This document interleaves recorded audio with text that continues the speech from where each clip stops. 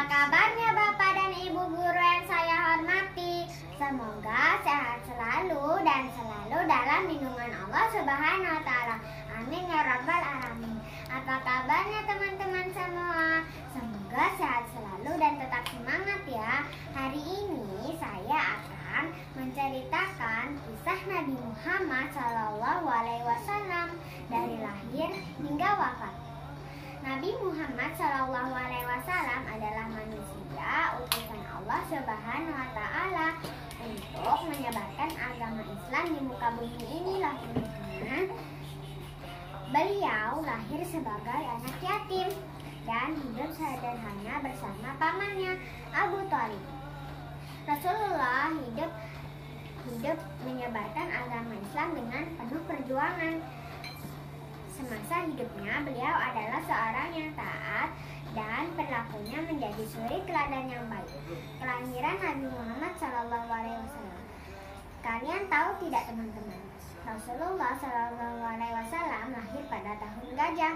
Tahun ini adalah masa di mana pasukan gajah yang dipimpin Abraha Habasyah datang ke Mekah dan ingin merobohkan Ka'bah.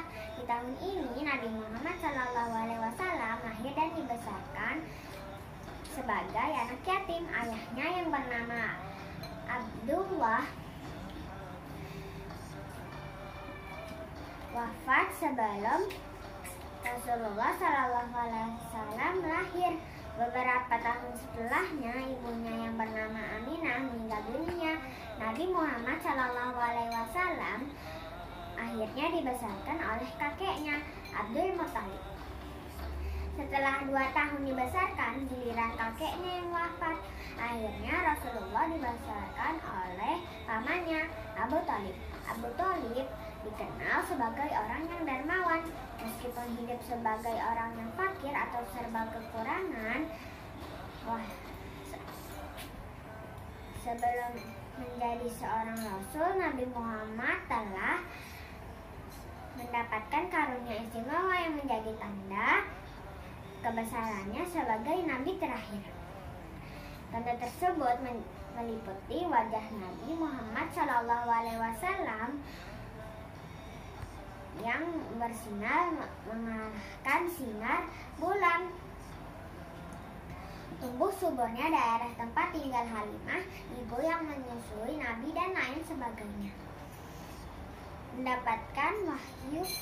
Saat Rasulullah ingin mendapatkan wahyu pertamanya, beliau bermimpi malaikat Jibril mendatanginya. Kemudian beliau menyendiri di Gua Hira, tepatnya di sebelah atas Jabal Nur. Di tempat itulah beliau diperlihatkan bahwa mimpinya adalah benar. Malaikat Jibril pun datang kepada Rasul dan turunlah wahyu pertama. Surat Al-Alaq ayat 1-4. Peristiwa inilah yang menjadi awal mula perjuangan Rasulullah menyebarkan agama Islam di muka bumi ini. Beliau menjadi nabi yang terakhir yang diutus menyebarkan agama Islam kepada seluruh umat. Dakwah Rasulullah SAW setelah mendapatkan wahyu pertamanya, Nabi kemudian melakukan dakwah secara sembunyi-sembunyi loh teman-teman. Orang-orang yang pertama yang masuk Islam dan mengikuti beliau adalah Khadijah istrinya dan para sahabat seperti Abu Bakar As-Siddiq, Zaid bin Harithah, Ummu Aiman, Ali bin Abu Thalib, dan Bilal bin Rabah. Setelah beberapa tahun melakukan dakwah secara diam-diam, Allah Subhanahu wa taala menurunkan surat Al-Hijr ayat 94 yang memerintahkan Nabi untuk berdakwah secara terang-terangan. Perintah berzakat, kewajiban berzakat pertama kali diberlakukan ketika Nabi Muhammad SAW telah berada di Madinah. Beliau mengurus Mu'adz bin Jabal menjadi qadhi di Yaman. Rasulullah menyebarkan nasihat kepadanya agar menyampaikan kepada ahli kitab beberapa hal, termasuk menyampaikan kewajiban berzakat.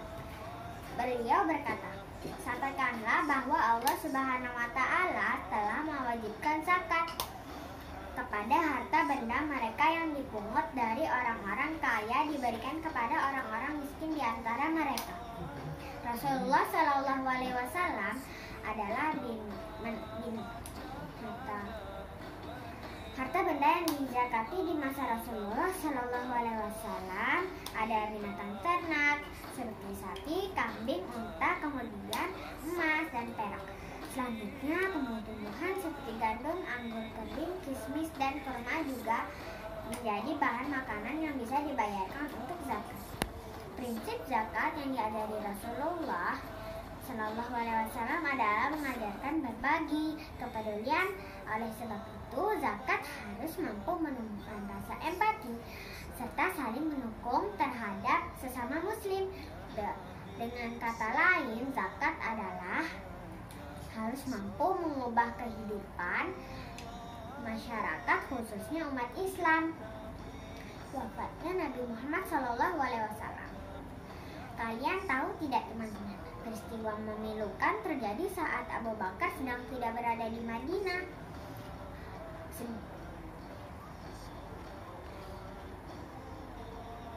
Peristiwa tersebut adalah wafatnya Nabi Muhammad SAW. Setelah mendengarkan kabar tersebut, Abu Bakar mendengar kabar langsung pergi ke rumah Aisyah untuk melihat jasad Nabi Muhammad SAW.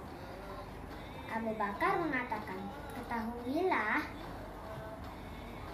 barang siapa yang menyembah Muhammad, maka sesungguhnya Muhammad kini telah mati, dan barang siapa yang menyembah Allah Subhanahu wa Ta'ala, maka sesungguhnya Allah tetap senantiasa hidup dan tidak akan pernah mati."